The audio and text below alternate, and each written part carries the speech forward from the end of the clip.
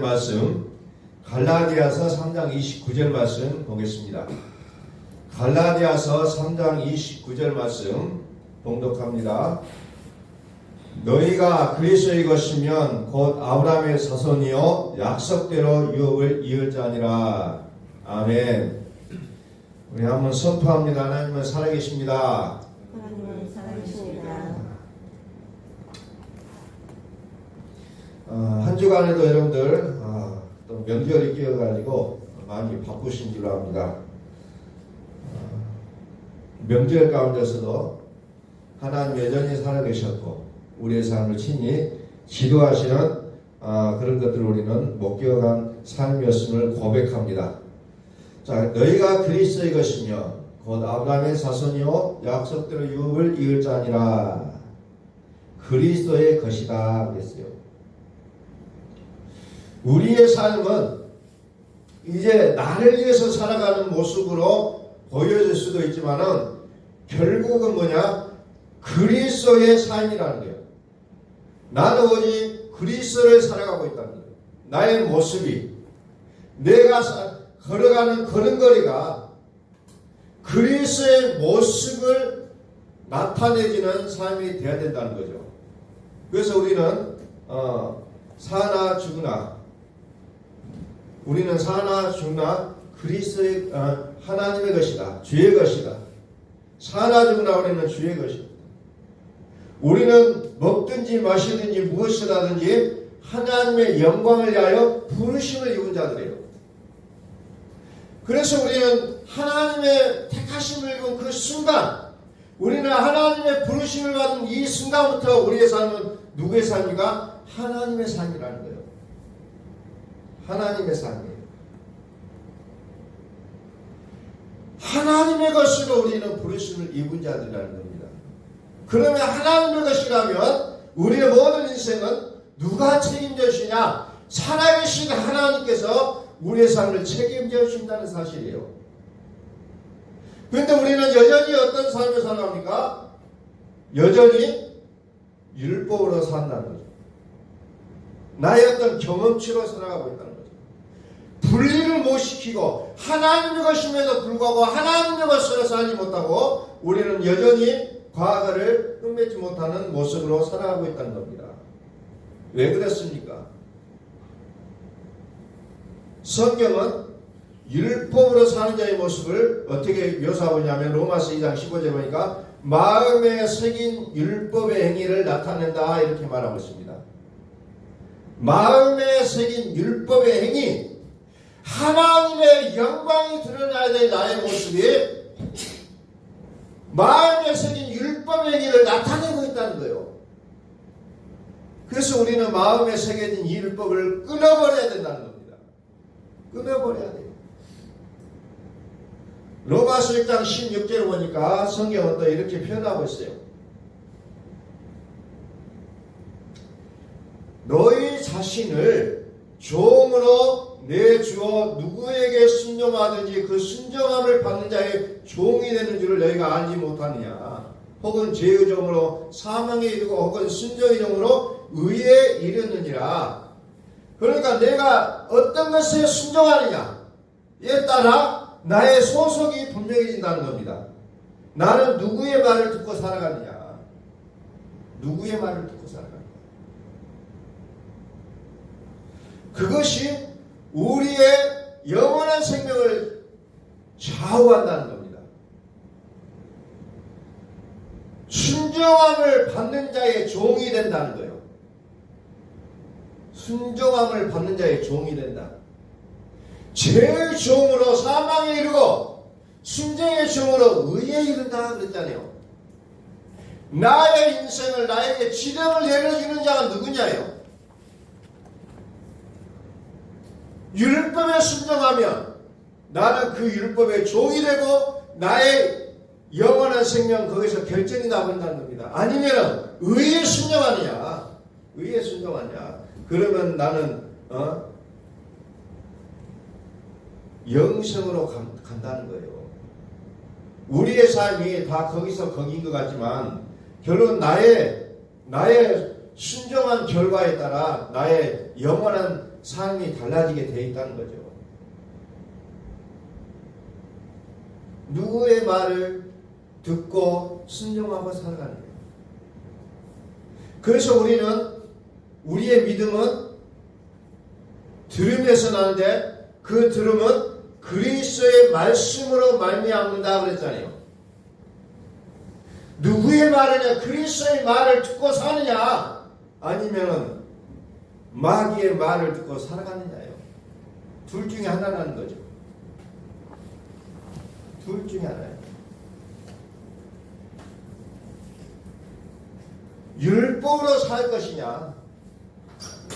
아니면은 하나님으로 살 것이냐? 또는 복음으로 살 것이냐? 복음적인 삶이 아니라 복음으로 살 것이냐? 아니면 율법으로 살 것이냐? 다시 말해서 우리는 그리스도로 살 것이냐? 라는 부분이에요. 각자가 내가 믿는 게 복음이다, 내가 믿는 것이 진짜 믿음이라고 얘기하는 시대에 살아가고 있지만은, 그러면은 그 구체적인 게 뭡니까? 그리스도로 살아가느냐예요. 그리스도로 사느냐.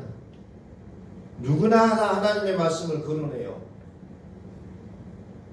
여전히 구약의 속죄일을 지키는 데도 있고, 구약의 모든 사건들을 지켜가는 그 행위를 따라하는 모습들을 보여주고 있는 사람들이 있어요. 과연 구약의 것을 지켜야 그리스도로 사는 것이냐? 아니라는 겁니다. 십자가에서 다 이루었다. 다 이루었다 그랬어요. 성경을 문자적으로 믿는다고 잘 믿는 것이 아니라 정말 그것이 복음이 되었느냐예요. 복음이냐 아니냐예요. 성경을 문자적으로 믿었느냐 안 믿었냐 그게 아니라 복음을 믿느냐 안 믿느냐예요. 그리스도의 십자가를 통해서 모든 게 다 이루어진다. 아직도 이루어지지 않은 것을 쫓아가는 구약시대의 모든 사건들을 따라가고 있다는 그것은 믿음이 아니라는 겁니다. 한 믿음이라는 거죠. 너희 자신을 종으로 내주어 누구에게 순종하든지 그 순종함을 받는 자의 종이 되는 줄을 너희가 알지 못하느냐.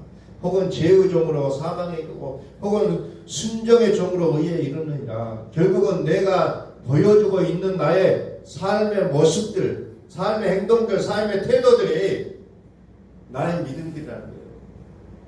과연 여러분들은 어떤 것을 근거로 하여 여러분들의 삶의 양식을 만들어가고 있습니까? 우리는 이것이 매우 중요하다는 겁니다.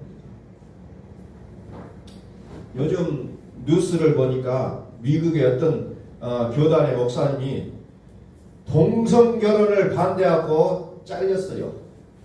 목사직을 그 교회에서 쫓겨났습니다. 총회에서 동성결혼을 반대한다고. 요즘 시대가 그렇게 변하고 있습니다. 그럼 뭡니까? 어떤 나라는 인생에 한 번은 내가 남자로 살다가 여자로 등록할 수 있다는 거예요. 여자로 살다가 남자로 등록할 수 있는 나라도 생겼다는 겁니다. 참 아이러니한 그런 일들이 벌어지고 있어요. 하나님은 여전히 남자와 여자를 만들었다고 말씀하시는데 사람들은 아니다, 나는 남자로 태어났는데 남자로 살기 싫으니까 여자로 등록해서 여자로 사는 사람들이 이제는 가능한 나라가 있다는 거예요. 우리가 봤을 때는 그것이 말도 안 된다 그러지만 그런 나라가 있다는 거예요. 그렇다면 그건 무슨 일입니까? 나중에는 이제 그런 나라들이 점점 생길 수 있다는 겁니다. 하나님의 창조 질서가 깨어지고 있는 그런 시대를 우리가 이제는 만나고 있는데 우리는 과연 어느 누구의 말을 듣고 살아야 될 것인지를 오늘날 우리는 선택해야 된다는 겁니다. 나와 내 집은 여호와를 섬기노라고 여호수아가 광야에서 외쳤던 그 메시지들이 오늘 시대 우리에게 또 결단하는 메시지들로 나올 수밖에 없는 시대를 우리는 살아가고 있다는 겁니다. 하나님은 우리를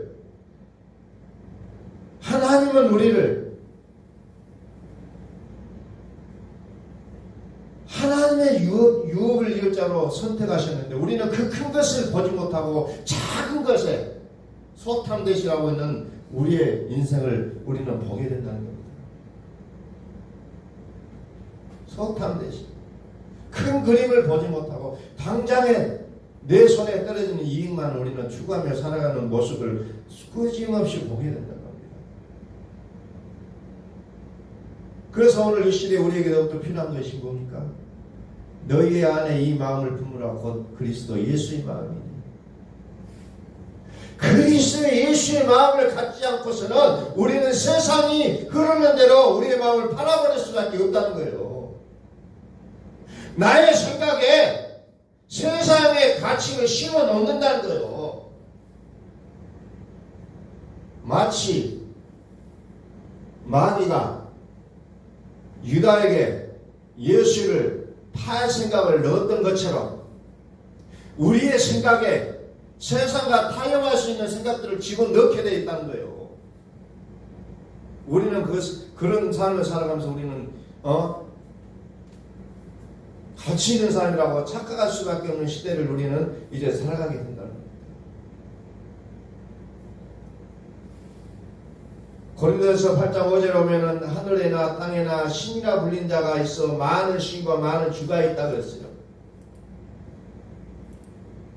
다 가장하고 있어요. 내가 참 신이다. 내가 그리스도다. 내가 진리라고 얘기한다는 거죠. 그리스도 예수의 마음을 갖지 않고서는 우리는 그것을 판가름할 수가 없다는 거예요. 요즘 여러분들 보세요. 우리가 인정하지 않는 교회들이 더 많은 사람들이 몰려가고 있는 걸 여러분들은 목도할 수 있다는 겁니다. 더 많은 사람들이 쫓아가고 있어요. 진리가 아닌 말에 사람들은 거기에 더 순종하며 나아가는 모습들 우리는 수도 없이 볼 수밖에 없는 시대를 살아가고 있다는 겁니다. 대낮에도 그런 교회들 가보면 어때요? 주차장에 차가 꽉 차 있습니다. 사람들이 왔다 갔다 해요. 평일날도 대낮에. 오히려 하나님을 믿고 그리스도의 복음을 믿는 교회들 가보면 조용하다는 거예요. 아무도 안 보여요. 아무도 안 보여요. 과연 우리는 이러한 시대에 나는 어떤 선택을 하고 살아갈 것이냐. 하늘들과 하늘 위에 계시는 하나님을 섬길 것이냐, 아니면 내 눈에 보여지는 이 자신을 우리가 믿고 섬기고 살아갈 것이냐는 거예요.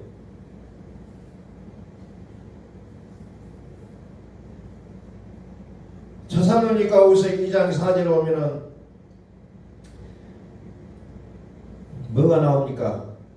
성전에 앉아서 자기를 하나님이라고 내세우는 자까지 나온다는 거예요. 이제 그 시대가 도래했다는 거죠. 성전에 앉아서, 하나님의 성전에 앉아서 내가 신이라고 계신다는 겁니다. 그러면 어때요? 사람들은 거기에 그냥 굴복하고 경배하고 난리를 친다는 겁니다. 그러나 하나님은 어때요? 이 산에도 없고 저 산에도 없어요. 여기저기서 그리스도라고 말하는 자들이 많이 나타나게 됐어요. 마태복음 24장에도 보니까. 과연 그러한 시대에 나는 그들을 따라갈 것이다. 마태복음 24장에 보면 너희는 아무 데도 가지 말라고. 너희는 방에 있어라. 또 오히려 어때요? 산으로 올라가라고 했어요. 그들을 따라가지 말라는 거예요. 표적과 기적과 이적을 나타내는 그들이 진짜가 아니라는 겁니다.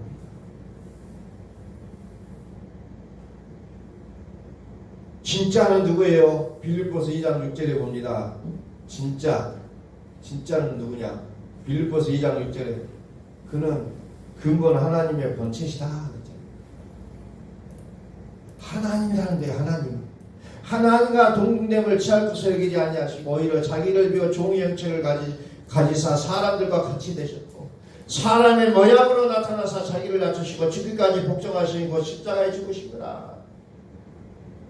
사람들과 같이 되셨다. 말씀이 육신이 되어 우리 가운데 거하시네. 우리가 그를 보니 은혜와 진리가 충만하더라. 사람의 모양으로 나타나사 자기를 낮추시고 죽기까지 복종하셨으니 그 십자가에 죽으시느라. 유대인들이 십자가에 죽은 이 예수가 진짜인지 모르고 지금 자기들의 뜻에 부합하지 않는 메시아라고 십자가에 못 박혀 죽인다는 거예요. 그게 그때만 일입니까? 아니요. 지금의 일이라는 거예요. 지금의 일. 나의 일이라는 거예요.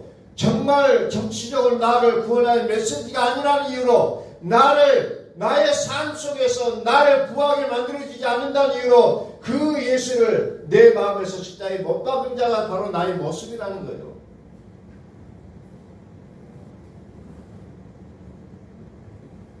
그러나 구절에 보니까 이름으로 하나님이 그를 지극히 높여 모든 이름 위에 뛰어난 이름을 주사 하늘에 있는 자들과 땅에 있는 자들과 땅 아래에 있는 자들로 모든 무릎을 예수의 이름에 꿇게 하시고 그러나 사람들은 그를 십자가에서 죽였지만 하나님은 그를 지극히 높여 모든 이름 위에 뛰어난 이름 그리스도를 줬다는 거죠. 만왕이와 통치의 통치자 그리스도를 주고 하늘에 있는 자들과 땅에 있는 자들과 땅 아래에 있는 자들 모든 무릎을 예수 이름에 꿇게 하시고 모든 입으로 예수 그리스도를 주라 하시기 하여 하나님 아버지께 영광을 돌리게 하셨다. 이게 진짜입니다. 요란을 피우는 자가 진짜가 아니라 하나님이 세우신 자가 진짜라는 거예요. 하나님의 세우신 자. 근데 그분이 십자가에서 죽으셨다. 곧 산자예요. 산자라. 죽으실 뿐만 아니라 살아나신 자예요. 다시 살아나신 자. 그러나 오늘날 우리는 더더욱 우리는 무릎 꿇고 주 앞에 나가야 된다는 거죠. 나는 교회 가니까 이제는 끝났다가 아니라 빌립보서 2장 12절 보니까 항상 복종하여 두렵고 떨림으로 너희 구원을 이루라고 했잖아요. 나는 이제 교회 다니니까 다 끝났다가 아니에요. 더 그리스도의 말씀을 들어야 됩니다. 더 그리스도의 말씀으로 들어가셔야 된다는 거예요. 나는 교회 다니니까 됐어요. 아니라는 거예요. 아니에요. 계속 우리는 그리스도의 말씀을 들으셔야 됩니다. 여기는 예외가 없어요. 누구나 사람의 모습을 취하고 있다면 누구나 그리스도의 말씀을 듣고 그 말씀에 순종해야 된다는 거예요. 나의 기분대로 살고 나의 생각대로 살고 나의 감정대로 사는 것이 아니라 그리스도의 말씀 앞에 우리는 복종시켜야 된다는 거예요. 지금 이것이 우리에게 주어진 우리의 삶이라는 것을 우리는 다시 한번 기억할 수 있기를 원합니다. 갈라디아서 4장 30절 봅니다. 갈라디아서 4장 30절. 그러나 성경이 무엇을 말하느냐? 여종과 그 아들을 내쫓으라. 여종의 아들이 자유 있는 자의 아들과 더불어 유업을 얻지 못하리라 하였느니라. 우리 한번 수업하면 하나님은 살아계십니다. 하나님이 살아계신다면 여종과 그 아들을 내쫓으라 얘기하고 있다는 겁니다. 이게 비전한 거예요. 어떻게 보면 인간적으로 보면 비정하다고 느낄 수도 있어요. 그러나 나의 생명을 멸망하지 않으려면 내 속에 있는 그 여종과 그 아들을 내쫓고 여자의 아들과 자유 있는 여자와 자유 있는 여자의 아들을 받아들이라는 거예요. 지금까지 내가 태어나면서 우리는 마귀의 자식들이라겠다니요. 이 마귀를 내 속에서 끊어버려야 된다는 거죠. 하나님은 모든 성경을 제 아래 가둬놨다겠다니요. 제 아래 가둬놨는데 이 제 아래 가둬놓는 것은 약속을 믿는 자들이 주기 위해서 제 아래 가둬놨다기 때문에 모든 것을 이 죄를 끊어버려야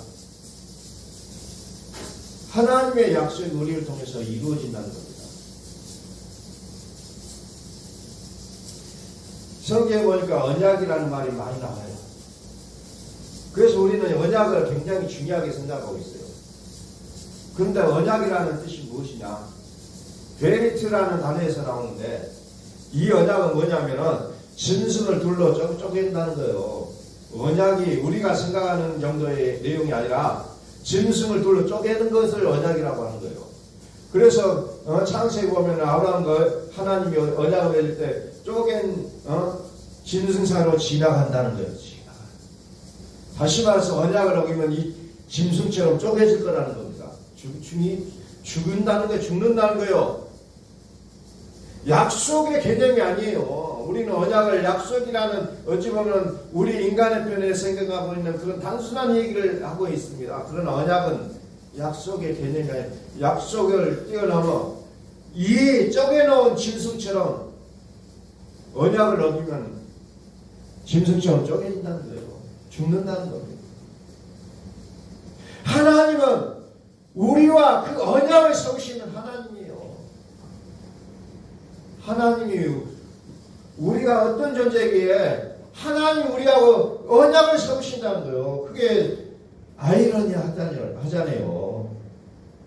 굳이 그렇게 하셔야 될 이유가 없는 분인데 우리와 언약을 세우신다. 그러면서 우리가 그 지키는 거예요. 하나님이 대신 지켜주셔요. 하나님이 대신 십자가에서 둘로 쪼개시는 사람이 안 지켰는데 하나님이 대신해서 쪼김을 받는다는 거예요. 그래서 그 언약을 이루시는 모습을 우리는 복음이라고 얘기하고 있다는 거예요. 내가 하는 게 아니에요. 하나님이 하셨다는 거예요.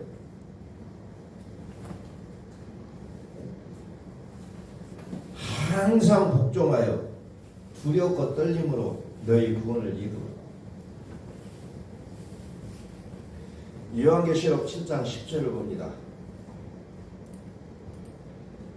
큰 소리로 외쳐 이르되 구원하심이 보좌에 앉으신 하나님과 어린 양에게 있도다. 우리 하나님과 어린 양에게 있도다. 구원하심. 세상에서 우리를 구원하실 분은 오직 하나님과 어린 양이라는 거죠. 그래서 요한계시록의 마지막에 가면 천능하신 이와 어린 양만 나오잖아요. 그 이상도 그 이하도 없어요. 새 하늘과 새 땅에 뭐 12진지문이 있고 각종 금은 보석이 다 깔려 있고 아름답게 묘사되고 그랬지만 결론은 뭐예요? 전능하신 이와 어린 양만 부각을 시키고 있는 것이 새 하늘과 새 땅이에요. 그게 천국이라는 겁니다. 전능하신 이와 어린 양, 우리 하나님과 어린 양, 그게 우리의 구원의 본질이라는 거예요. 다른 것을 여기다 대입을 시키지 말라는 겁니다.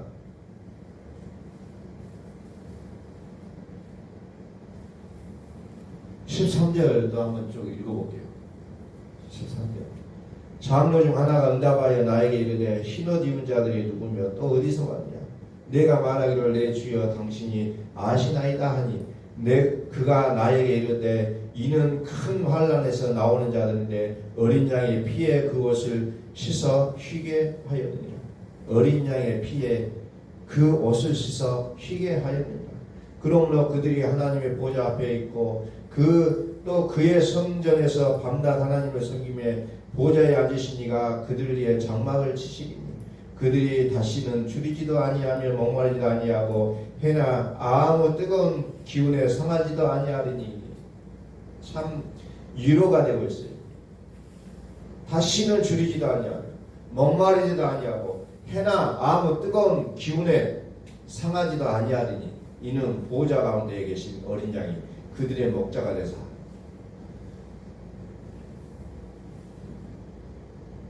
보좌 가운데에 계신 어린 양이 그들의 목자가 되사 생명수 샘으로 인도하시고 하나님께서 그들의 눈에서 모든 눈물을 씻어 주실 것입니다.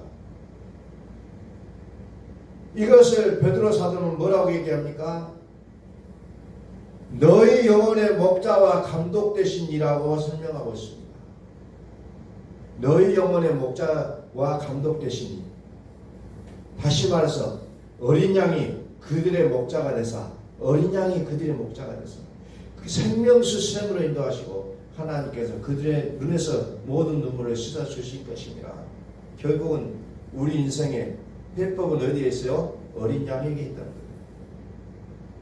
어린 양의 피에 그 옷을 씻어 희게 된 자, 그들만이 하나님의 보호와 인도와 사랑을 받을 수 있다는 것을 성경은 말씀하고 있다는 겁니다. 그래서 우리는 이 땅에서 나의 삶의 모습을 그리스도로 살아가자는 거예요. 결국은 그것이 우리가 살아갈 수 있는 유일한 기쁨과 희락. 천국은 결국은 뭐냐? 희락이라는 겁니다. 의와 평강과 희락이 천국이에요. 결국은 그 세계로 우리를 인도하시리라는 거죠. 그가 누구예요? 그리스도. 그리스도. 그래서 우리는 그리스도를 매 순간순간 묵상하고 외치고 선포해야 되는 거죠. 그리스도. 결국은 나를 영원한 생명, 다시는 눈물이 없고 다시는 불안함이 없는 그 세계로 인도할 자는 오직 그리스도라는 거죠. 그래서 우리는 그리스도로 살아야 된다는 거예요.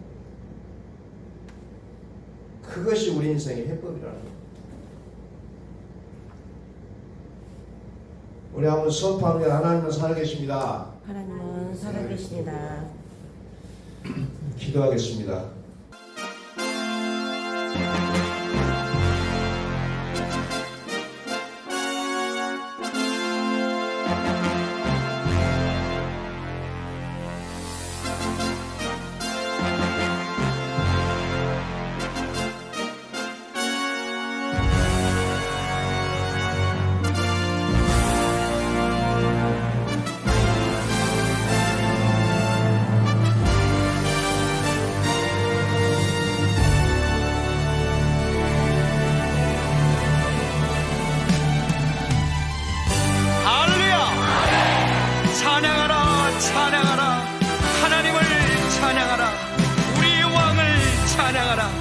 하나님은 온 땅의 왕이 되시며 열방을 지배하시니 그 이름을 선포합시다.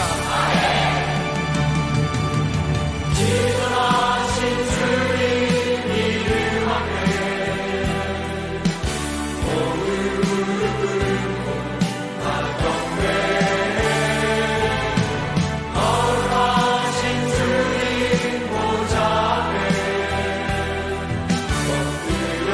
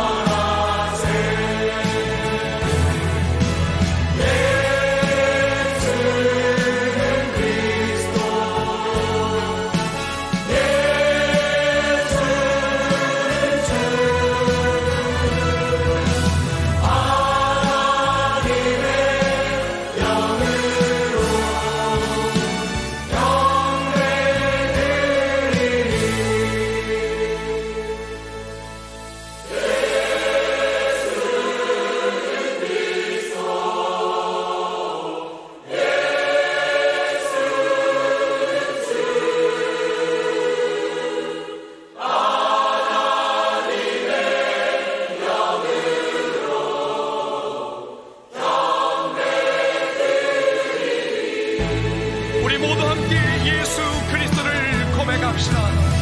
예수는 그리스도, 살아계신 하나님.